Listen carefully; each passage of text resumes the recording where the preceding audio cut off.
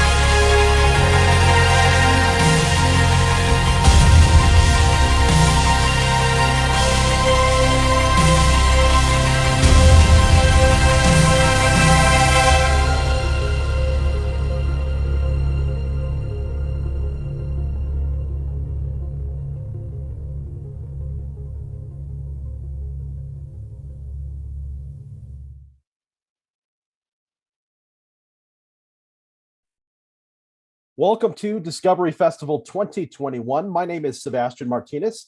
I am your host today. I am with Big Brothers Big Sisters, and we actually put on this festival every single year. So we're very excited to welcome today AFRL, that stands for Air Force Research Laboratories. They will be talking about lasers today. So I know we have quite a few classrooms. It looks like 26 classrooms or attendees on with us today. So if you have any questions, please put them in the question and answer, and we will go ahead and ask them live. In addition, if you would mind, let us know what school that you're coming from, because AFRL will be mailing everybody a special gift as well. So few things before we get started. The first thing is I want to remind everybody that we do have a STEM fair going on. It'll be going on until into December. And that's for any student in classroom to submit a STEM project, meaning science, technology, engineering, art, and math. So actually it's STEAM, not STEM. So you can do a project in any of those categories, and there are 3 options to win. There's a high school, middle school, and elementary school option. You can win first through third place. The first place winners will get a $350 gift card, courtesy of Facebook. So I encourage everybody to participate in that. You can find that on our website at discoveryfestnm.org. Without further ado, I would like to welcome both Matt and Rhonda from AFRL to Discovery Festival 2021. Welcome, Matt and Rhonda. Thanks, Sebastian, and thanks for having us today. So happy to be here. So hi, my name is Matt Fetter. I'm a scientist with the Air Force Research Laboratory. And today we wanted to talk to you a little bit about and show you lasers, because lasers are awesome. They're light that can do work, that can actually affect things. So we want to show you a few slides, and we've got some in-person demonstrations. Well, we're in person, but you should be able to see them well from where you are. And we want to show you a movie as well of one of our laboratories that has a high power laser in it. That laser is too powerful and too dangerous to bring here today. So without much ado, as was said, let me go ahead and share you just a couple of slides, because I want to talk to you a little bit about lasers and why we in the Air Force care about them, if that makes sense. So I've learned during the pandemic, I have a difficult time sharing and talking. So if I start talking really slow, it's because I'm pushing buttons.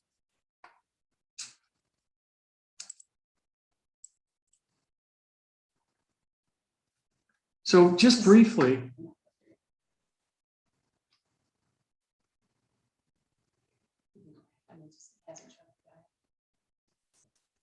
Interesting. So hopefully we're sharing, there we go, sharing my slides here. So just briefly, the organization I work for here in Albuquerque is called the Air Force Research Lab, and we develop technology for the United States Air Force and this new organization called the Space Force. You may have heard of a couple of years ago. AFRL is an interesting laboratory.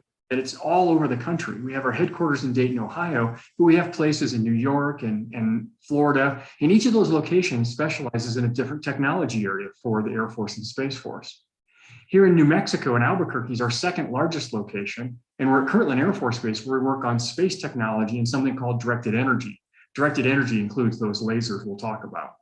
There's about 2,000 people that work at AFRL here in New Mexico at Kirtland. And many of them are scientists or engineers like me, but we have all sorts of other jobs as well. We've got folks doing computer work for us. We've got folks that do all the things that run a large organization. We've got safety people, business people, marketing people, all those right here in Albuquerque. So as I mentioned, one of our areas of interest for the Air Force is directed energy, and that includes our work in high power lasers. So the next slide I'm showing, I want to talk just a little motivation as to why does the Air Force care about lasers? And really, it's about putting lasers on airplanes, right? It's the Air Force. We do a lot of airplane work. We help defend our nation with pilots and airplanes. So when we have lasers on airplanes in the future, what we'd like to do is defeat missiles, right? So if we get into a conflict and our pilots are in our aircraft, it's very likely that an adversary will shoot missiles at us. And we're really good at fighting that and defending our aircraft by shooting missiles back. But it gets to be this game of who has the most missiles. So these pictures show that in the future, we'd like an increasingly good capability to go ahead and shoot all those missiles down with lasers. So that way, as long as you have electricity, which is what runs these lasers, that comes from the aircraft engines, you never have to worry about being able to defeat missiles. You can just shoot them all down with lasers. And this Air Force roadmap shows we have a entry-level capability, if you will, at 10,000 watts, and then more powerful lasers as we move up and to the right. Eventually, we'd actually like to have the laser built into the aircraft, the same way when you buy a car today, right? You get air conditioning is probably already built in, a radio's built in. They don't add those on later. They just build it right in from the factory. And that's how we'd like to improve our capability over time. So I underlined some things on here, these 10,000 watts, 100,000 watt, 300 watt, those describe the laser power and how much work that laser can do. And that's what I want to talk about just briefly next is what do I mean about power and work? So in order to do something, to make something happen, you're going to have work, and that requires power. Power is just a term for the amount of energy being expended over time. So a little amount of energy over a little amount of time could be high power, could be low power, it depends. So electrical power is often described in a unit called watts. And that's from a scientist named James Watt. And a watt is something they call, more terms, a joule of energy every second. I had to look this up. I'm like, how much is a joule of energy? Well, a joule is about the amount of energy required to lift a quarter of a pound up 3 feet. So think of maybe a stick of butter up 3 feet. If you've done that, you've expended a joule of energy. That probably wouldn't make you too tired. If you did that in a second, that would be a watt, 1 joule every second. You may be more familiar with mechanical power, and the unit for that in the US anyways, often described as horsepower, which sounds super cool. Horsepower, it just sounds really powerful. That graphic in the middle, I had to Google that too, to be honest, shows you what a horsepower is. A horsepower is the amount of power required to lift a 550-pound block up 1 single foot in a second. If you've done that, you've exerted a single horsepower. And it's kind of funny, I found out as well that horses actually can do a lot more than that. They're more powerful than a horsepower. And so a watt is about 107/50th of a horsepower. So watt's not very much power, but it's enough to do some things, which I'll show you here in just a second. So the other thing I wanted to talk about before we get into the lasers is I wanted to describe the different kinds of light that we can generate with lasers. The one on the left is a light bulb, and the one on the right is a laser. So each of these sources of light, turns out, were picked to be the same power. They're both 50 watts of power. But for the light bulb, the light radiates and expands in all directions. And it was designed specifically, right, to light up a room. It appears white to your eye, and it's very warm and comforting, and it provides great light that you can see. The laser, on the other hand, was designed for a very different purpose, of course. This is a laser cutter. And it actually has 50 watts of power, but all that power and all that light comes out in only one direction. It also spreads out very, very little. It's also made up of a single color, typically green or blue, or even colors you can't see with your eye.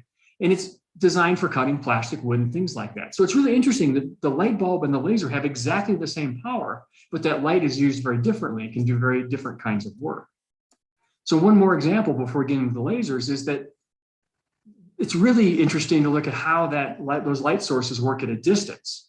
So if you were to put your hand a foot or two away from that light bulb, what you'd feel is kind of a nice, gentle, warm heating on your hand. Your whole hand would be illuminated by that light, because about 2.5 of those 50 watts would evenly be distributed across your hand, gently warming it. And the laser, on the other hand, if you put, I'm sorry, about a foot away, I'm going to make it a plastic mannequin hand because I'm not going to do this with my hand.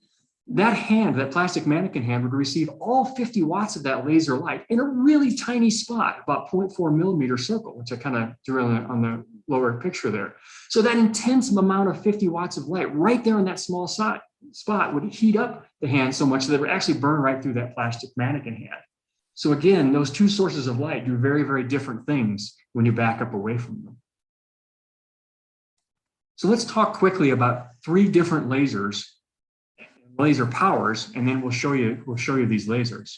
So on the left-hand side, all 3 of these are lasers, but the left-hand side is a very common laser pointer. And it's about 2 milliwatts or 0.002 watts, not very much power at all. And it's a relatively safe laser, although it can cause eye damage, and it's going to have a warning label on it. It's really bright. You guys have probably seen laser pointers. They're typically red or typically green. In the middle is a commercially available laser, a much more powerful 2-watt laser. That laser, which we'll show you here in just a second, is 1,000 times more powerful than a laser pointer. So it's actually pretty dangerous. You do not want to try it at home, and we're going to wear eye protection when we show you here. But that middle laser isn't even powerful enough for the Air Force, right? If we really wanted to get into a high power laser, that's the laser on the right. It's another 1,000 times more powerful. So now we've gone up 1,000,000 times over the laser pointer to get to this high power laser. And we'll show you that from the laboratory in a video here in just a second. But as I do this, I'll show you a couple things about the laser pointer and the properties of laser light. Are there any questions yet? Am I making sense so far? It made sense to me, but I've done this before. Yeah, no questions so far. Thanks, Sebastian. So let me go ahead and show you the laser pointer, and I'm going to point out a couple of things about lasers and their light properties. Have you guys all seen lasers in movies? You probably have, right? Maybe a Star Wars. I'm a Real Genius fan from a long time ago. Well, some of the things they show you about lasers in movies work great in the movies, but they don't actually work so well in real life. So let me show you that too. So hopefully you can see me. Oh, I've stopped sharing just in case that helps. Let me show you, this is just a common laser pointer. This is an education version, which looks a little bit different. And it's putting out a nice green light. It should be pretty bright. Well, one of the things that I find interesting is when you see lasers in the movies, well, a couple things. First of all, when I turned it on, it didn't make a sound. It doesn't go or pew pew. It does nothing. It's completely quiet. There's no reason for a laser to make sound unless the equipment driving the laser was somehow noisy. The second thing is you actually can't see the laser beam, right? In so many movies, you actually see this great beam of light going out. Well, there's no reason that should happen, right? Unless there's something that's reflecting this beam back into the camera in this case, or in the eye in my case, there's no reason you would see that beam. So if I put something in front of it like this card, right, you can see the beam in different places on the card. At least I hope you can. It's awful bright. But without that card there's nothing to actually push the beam back into the camera. The other thing we could do is use like fog, right? Fog is something that disperses light. You can't see through it very well. So I actually have a can of fog, which is super cool that you can buy a can of fog, right? And if I spray that into the beam, that actually allows that beam of light to be reflected back into my eye and scattered into the camera as well. So that's kind of interesting. So again, you can't really see laser lights until something is bouncing it back into your eye. The third thing we'll talk about in a second is that a lot of times in the movie, when the laser hits something, that something blows up. It's usually pretty cool. That doesn't happen really either. We'll talk about that more here in just a second. There's a question now. Yeah, what is the question? Alrighty, so it looks like the students from the 21st Century Academy are asking, how come lasers are usually red or green? Why not other colors?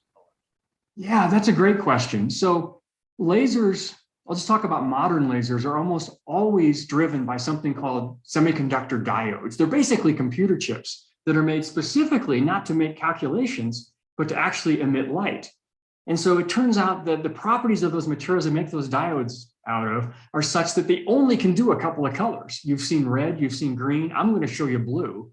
But aside from that, there aren't very many other colors that we have the materials, the semiconductor materials, the silicons, things like that. We just don't have any other choices.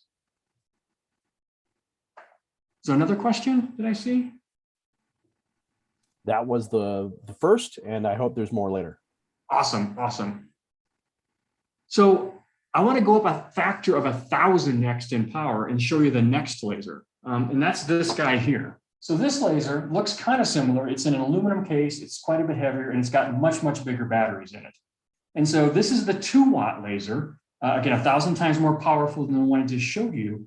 And this one will actually do some work. So what I want to show you next is we're going to hopefully in a second make it do some work by, I've got an envelope here, it's in the way, and then I've got a balloon behind it. If all goes well, you can kind of see what's going to happen. The laser might burn through the envelope and blow up the balloon. We're going to wear goggles in this room because, again, this laser is very dangerous. And if it were even to get in your eye for a little bit, it could do serious eye damage. So stand back here. Let's show you the 2-watt laser, and hopefully we'll get some work done. I don't know if you can see smoke or not, but it's actually burning through the paper. Go burn through the paper, burning through the paper. And you're going to love this. I can tell, you might not be able to tell, the batteries on this laser are going out. That's hilarious. Oh, too funny. Go, go, go, go. I have a backup laser. So when we use lasers for the Air Force, we have a tremendously better power source. This is a battery that's not making me happy. I did see the smoke. Did it burn a hole? Like it's almost burned through, but it's not gonna. I think it has burned through, but it isn't doing the work on the balloon yet. Ah. With any good experiment, there's always a little bit of trial and error. Stand back, new laser, same, we have 2 of them, the same thing. Let's try this one. Better? Not better. Oh. All right, we're gonna skip the paper, and we're just gonna hit the balloon, and we're not gonna have any joy. No. This is disappointing, everyone. It's the batteries. These have rechargeable batteries in them, which we just charged, and they only last a few minutes because this laser is so powerful that it actually burns up the batteries really quickly, uses them up. And I'm super disappointed. However, we anticipated this could be a problem because this is hit or miss with these batteries. And so let me instead, well, after apologizing, let me show you, I thought we were going to do better, a video of what you should have seen. Because the other thing too is it happened so fast. I needed to make a video because we wanted to show you in super slow-mo exactly what's happening.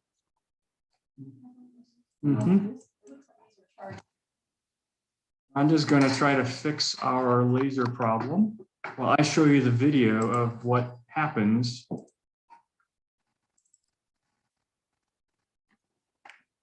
guys see that okay? Yep. Should be sharing that now.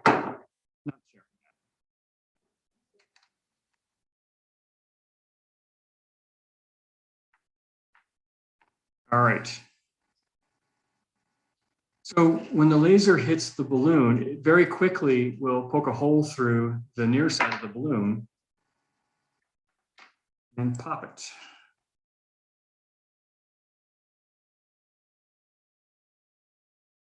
So it actually happened so quickly, we were really pleased to do super slow-mo, which is what this is.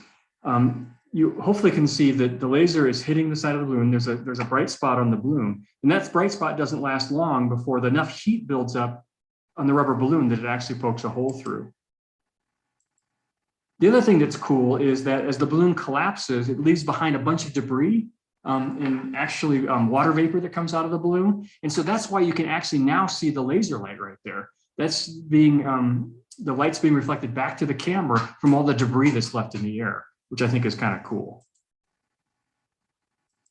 So we'll go one more time on the super slow-mo.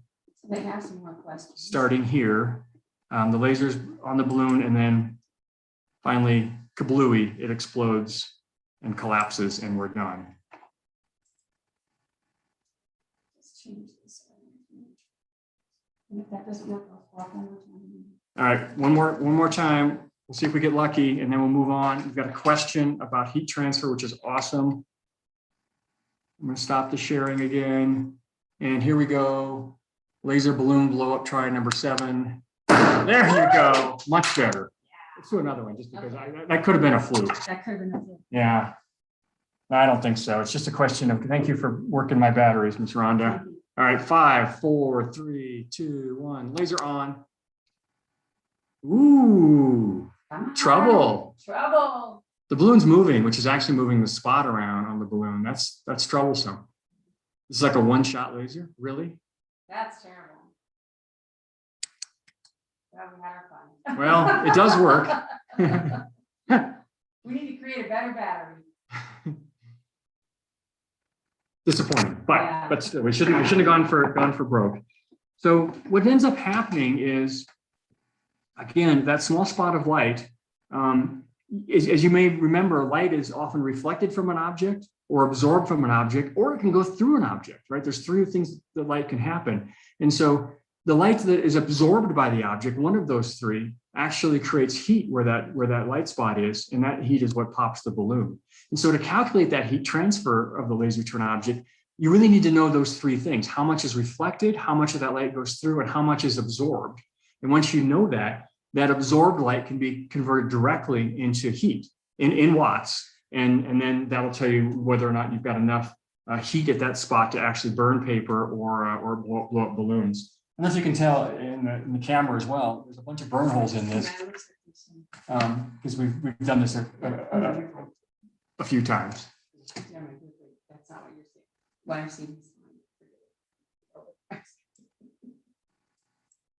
All right. I think he said there were more questions. So you want to ask real quick and see. Yep. So we actually have a question from T. Wald, and they are asking, is there a difference other than the color between the red and the green lasers? There's not a lot of difference.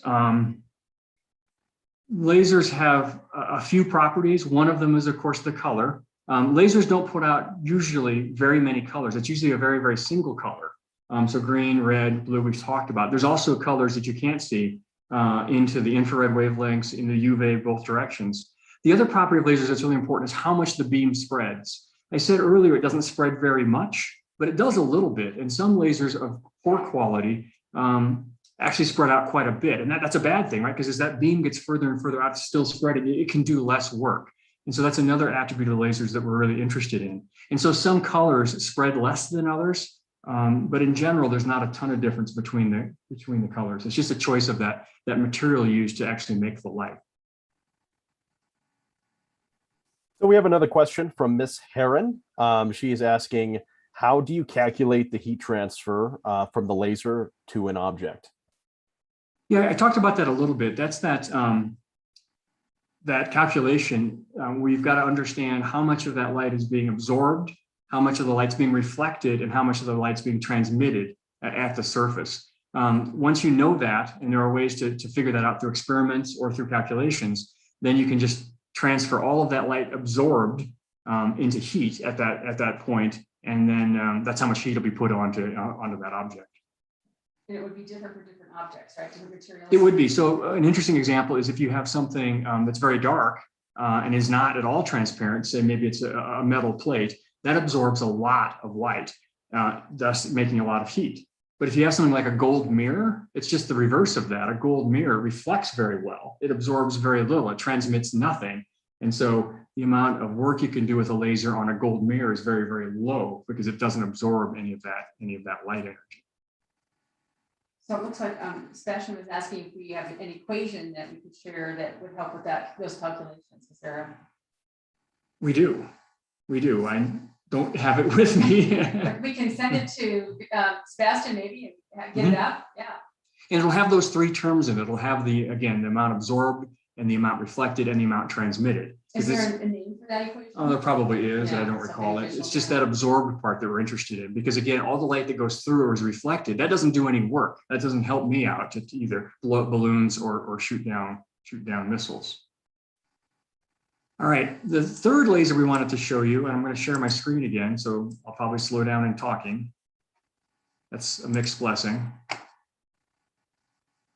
Is this 2,000 watt laser, so up another factor of 1,000 in power.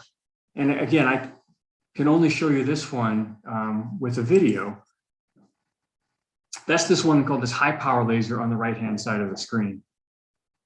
So we have a couple of different laser laboratories here in Albuquerque on Kirtland Air Force Base that do this. Let me take you into one of those right now. This one's called our fiber laser lab. I'll explain why that is in a second. This is an optics lab. Again, we've got a bunch of these. It's a very traditional kind of laboratory, right? I say laboratory, you don't see any Bunsen burners. There's no sinks or anything like that. This is an optics lab. So it's a dark room so the light doesn't reflect off the walls too much. And there's a big standard table in the middle that we can do our experiments on.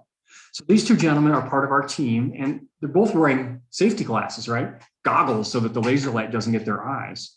But those goggles also mean you can't see the laser beam, which is a bit of a problem if you're trying to work on it. And so this gentleman on the right in the plaid shirt, he's got a blue camera he's using to actually look at the laser. So you're probably wondering, well, where is the laser, right? I don't see any big black tube. And that's because this is a different kind of laser, and it's an experimental laser. Let me blow it up here a little bit. This circle in the middle, called a mandrel, is actually holding the laser. The laser is called a fiber laser, and it's made up of fiber optics. That's this material right here that's probably glowing either blue or violet or something. That fiber optic is very similar to the fiber optic you would see in communications, like your internet fibers, right? Only these are a little bit special. They're a glass fiber, but we've added some special semiconductor materials to it, so that when electricity is applied, as that fiber goes around and around and around in a circle, the light actually gets amplified, and out the other end of the fiber comes the 2,000 watts of laser light. So this particular fiber is probably about 100 feet long, and it would work fine if we just extended it out 100 feet, but we don't have a lab that big, and our airplanes aren't that big. So we wound it around this big hoop to go ahead and just make it easier to package. I'm gonna zoom in a little closer. So in this picture, the fiber is going around and around, and this is the last of the laser right here, and it's actually coming out, and then it will, the light will come out the end and be focused by this piece of glass here that's an optic and go on to our test target. So this is driven by electricity. We plug it into the wall. Thank you, P&M, for powering this laser. It works much better than batteries. And as long as we have electricity, this will continue to put out about 2,000 watts. This is a good spot. All right, we have a question from Oliver, and they are asking, is light deparation an issue as the light travels? Yeah, after the laser light, I think you're asking, after the laser light leaves the end of the laser in the optics, I mentioned it spreads out a little bit and it kind of goes on for a long ways, but that's not entirely the case, right? If there's things in the laser's way, like air molecules, of course there'll be, clouds, fog, yeah, the laser gets, we call it attenuated. The laser will become less and less powerful over time, both because it's spreading out and can do less work because it's less concentrated, but also because it's been scattered by all those things, all those molecules and gas particles and cloud particles that are in the way. Hopefully that's the right question.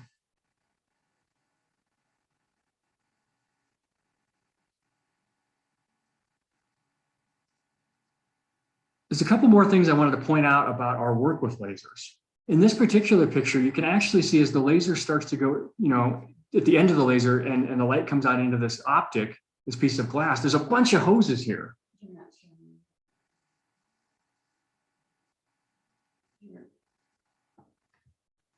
Yep, that's very true. Was I ever? You were. Interesting.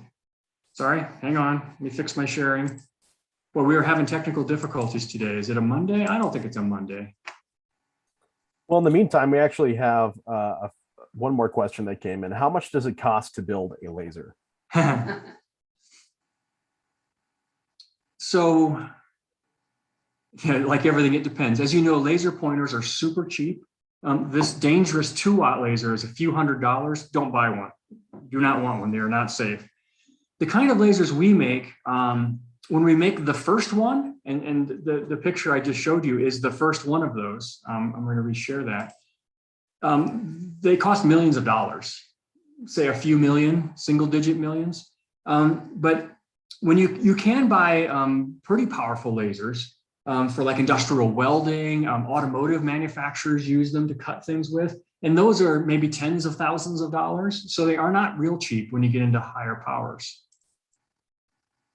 But because we do everything custom, right? We're a research laboratory. We only have ever made one of them. There's a lot of labor involved. And so that tends to make them a little bit more expensive.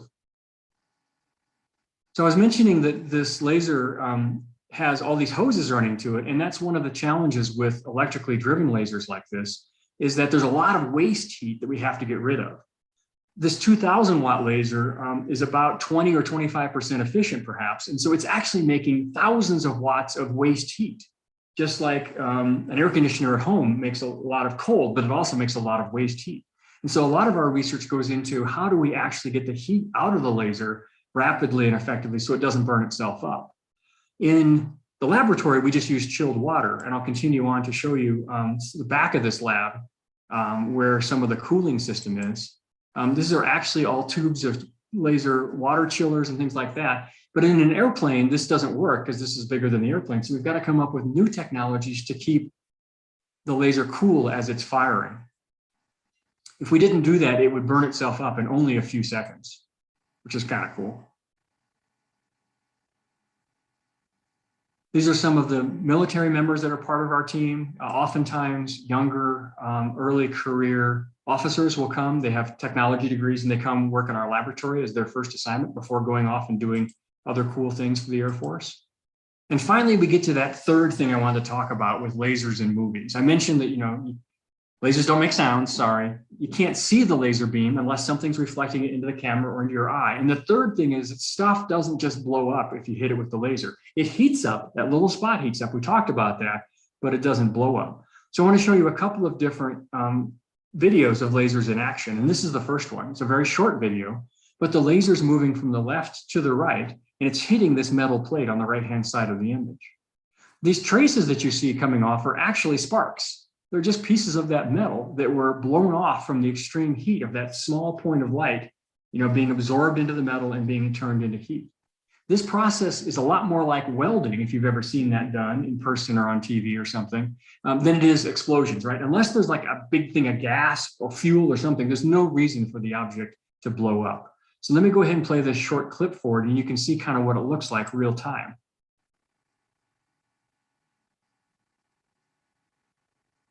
So again, it looks a little bit like welding with those sparks of metal just flying off that metal target. And I'll play that one more time. Yay. No sound to speak of and no big explosion, sorry. The last laser example I wanted to show you, a burn example, is something we do often when folks come to visit us at Kirtland Air Force Base, which is a really neat, I wish I could show you this in person. In the center of this frame is actually a coin, and I keep forgetting to bring one. It's a commemorative coin. We call them challenge coins. And it's a big fancy coin made of metal that has painting on both sides. We use them to kind of commemorate different events within the Air Force. So we place that in the center, and the laser beam, when I start this, will come through this piece of optics and be focused into a small spot on that. And this is an actual real-time laser burn at about 2000 watts. And so as this has started, again, you can't see the beam very well unless the smoke gets in it. You see smoke coming off as we're starting to burn through the paint on the outside of that challenge coin. The other thing is this, you'll probably notice, is this has taken a while. If you know the Jeopardy theme song, you might hum it to yourself or at least think it in your head, because this will take quite a few seconds. The laser is now burnt through the paint and it's starting to melt the metal that's inside this coin. There's a couple different metal layers. Still burning, still melting.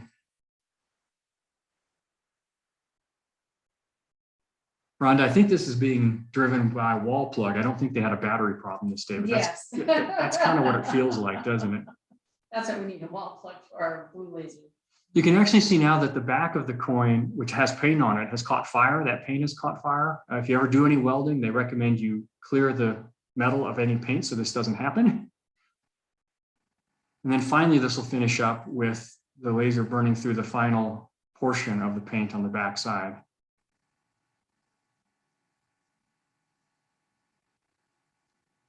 Yay!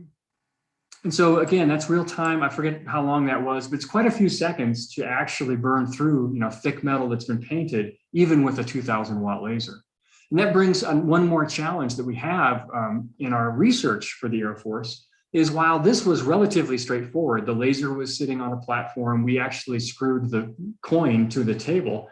You can imagine in a real Air Force application in an airplane, the airplane's moving around, the missile that we want to shoot down, that's moving around too. And so there's a lot of challenges keeping the laser pointed at the same spot on the missile. There's a lot of computer controls and a lot of different technologies that go into making that happen as well. And so oftentimes people think of these lasers as being all about the laser itself and whatnot, but all these other technologies and all these other needs come into play to actually make it a useful tool for the Air Force. Lots of different areas of STEM expertise, right? In order to make it happen. Sebastian says we have another question. All right, we actually have a couple questions. The first one is from Mr. Falco. They are asking, can you weld with a laser or just cut?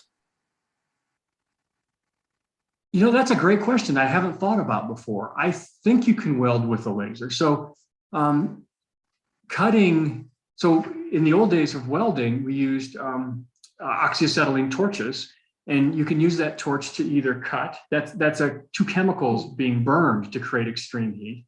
But the welding version of that is you basically just add new metal, right?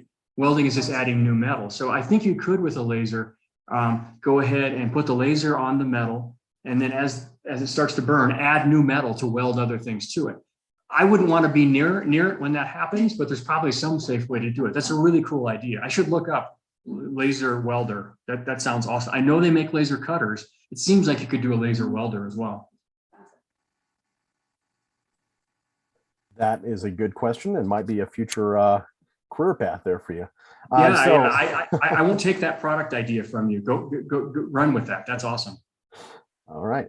So the second question is coming from Jack, and he is asking, what types of degrees and or education do people need to work at AFRL? I also think this might be a good time for you guys to each talk about what degrees you have and kind of what work led you to where you're at today. Yeah, that's a great question. So I mentioned there's a couple thousand people that work at AFRL. And so you can imagine not all of those work on lasers. Some do, but there's many other jobs, right? In order to have a technology organization like mine, move things forward for the Air Force. So before I get into that, my own background, I do have a degree in physics. That's how I got to work on lasers. I've spent some of my career on lasers. I also have a degree in business because it turns out that a lot of things require interaction with businesses and how to get stuff done, right, and work with people. There's a lot of business aspects to our work at AFRL as well. And then Rhonda? Yeah, so I'll listen, you guys can see me from behind wherever I am.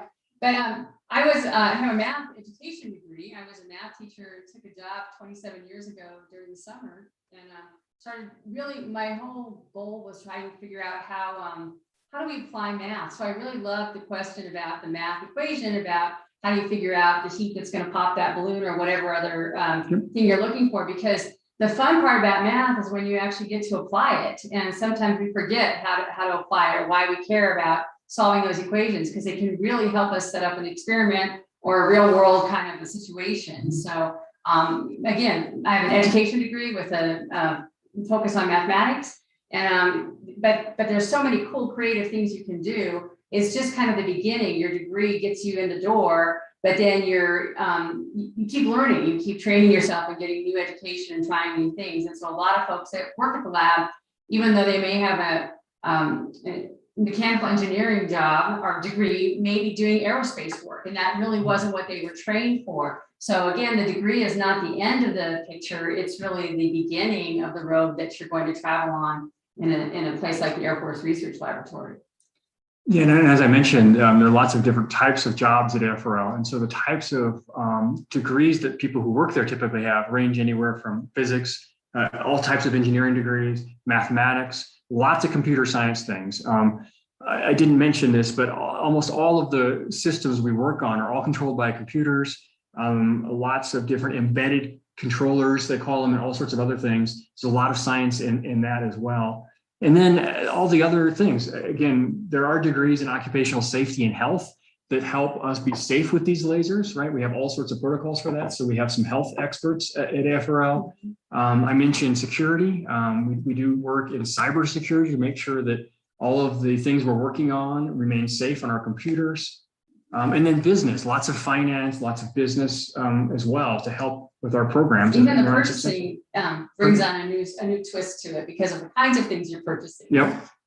So those again are degrees that come out of New Mexico schools and colleges and trade schools from around the country. Awesome. Great question. We actually met with Kirtland Air Force Base yesterday, and they have a whole exhibit about internships. So I encourage everybody to check that out. AFRL was on that list. Next question is coming from Oliver, and they are asking, is there any way to bend the laser beam?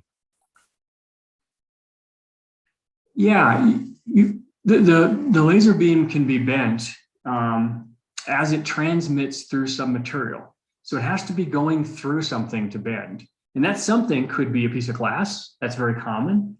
It could be a fiber, right? Because it's bending around that. It can even be the air itself.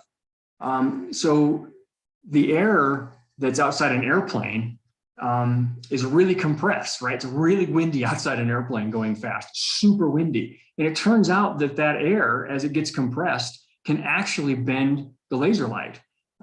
Different amounts of compression create a different index of refraction, and that is actually what causes things to bend. And so, as things transmit through an object, including air, they absolutely can bend. And sometimes you didn't want that to happen. That's a super good question that I haven't had before. So is there any reason why you would want to bend a laser, maybe in just a practical application? Yeah, well, I mentioned a couple of times that as the light's coming out of the fiber, it's actually the laser beam itself is too large. If you really want to burn something, you focus that light down to the smallest size possible. So we almost always go ahead and take that laser beam and go ahead and focus it to a small spot. For a small laser like the ones I've been showing you, that can be a small piece of glass. We actually built a laser for something called the Airborne Laser. Well, the Airborne Laser Program. We're not very good at coming up with cool names.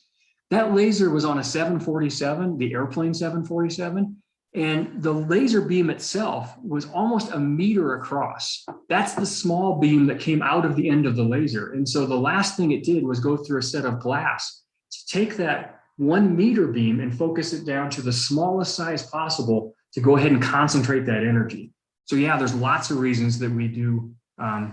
We actually have a name for it. We call it beam conditioning, right? Where we actually bend the laser light in the last few steps to go ahead and focus it as much as possible.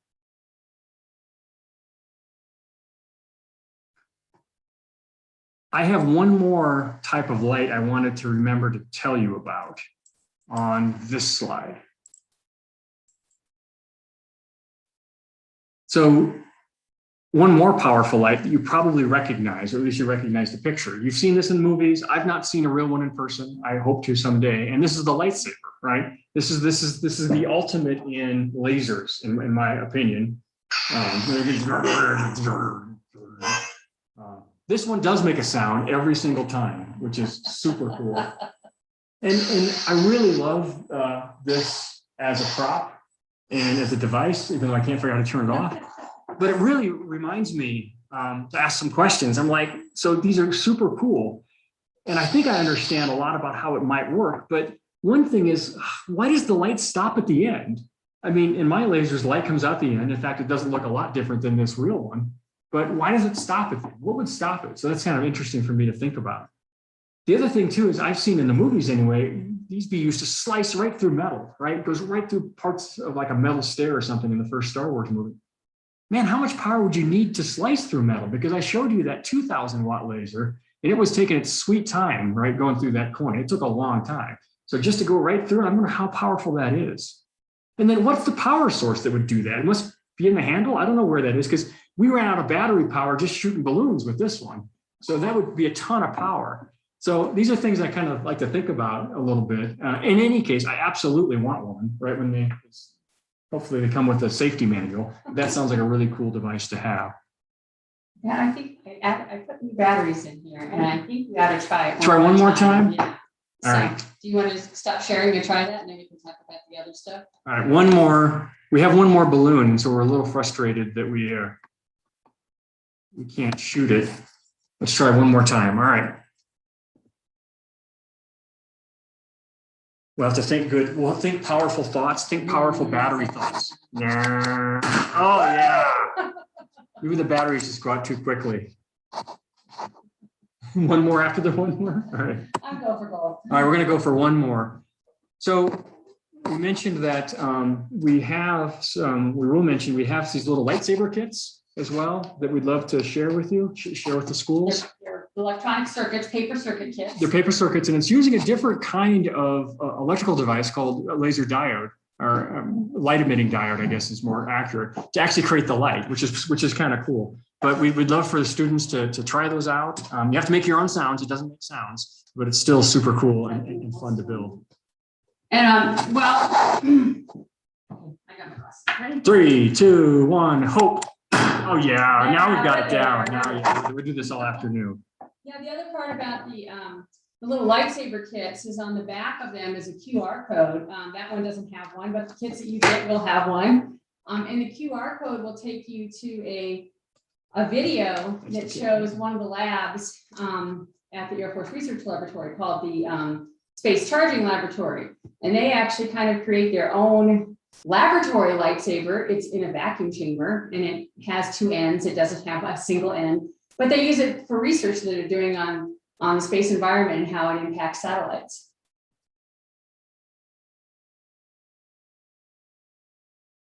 All right, it looks like we actually have another question, if that's okay. It's coming from Oliver again. Good job, Oliver. They are asking, does the handle have any effect on the laser beam?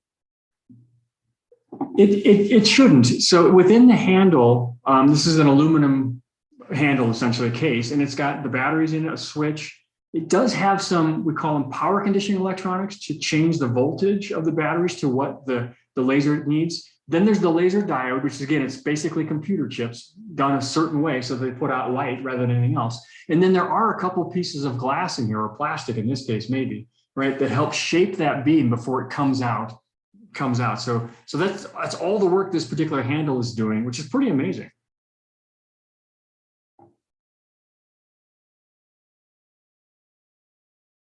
All right, if there's no other questions, we're out of balloons, finally. That was harder than it should have been, but now we got a groove on that. We got it. You know, the like battery laser combination.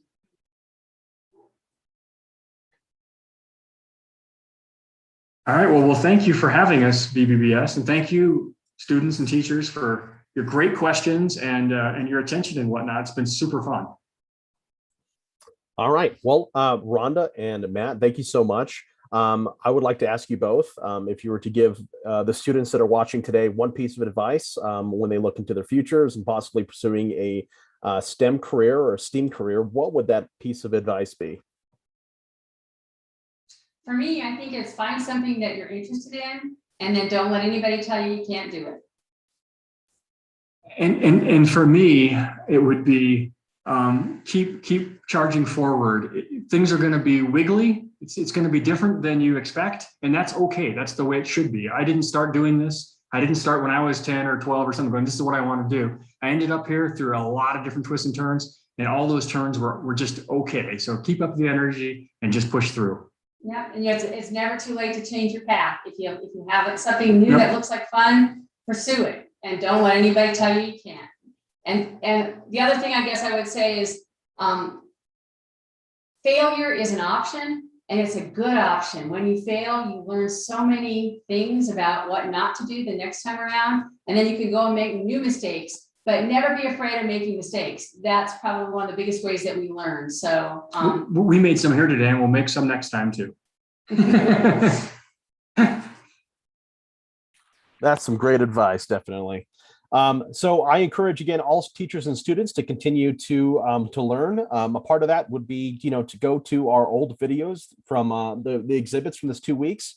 Again, there's a lot of information, especially for high school students, about internships and just other experiments. We had a video done with Virgin Galactic, where we actually had a pilot of one of their spaceships on to talk about it. So we definitely appreciate these exhibitors like AFRL, Matt and Rhonda, for being here today and spending the time. Continue to learn. Again, we encourage students to participate in our STEAM fair. It is totally free for you, and you have a good chance of winning a great prize, either for yourself or for your classroom. So please go check out that information at discoveryfestnm as in newmexico.org. Until the next exhibit, we will catch you later, and have a great day.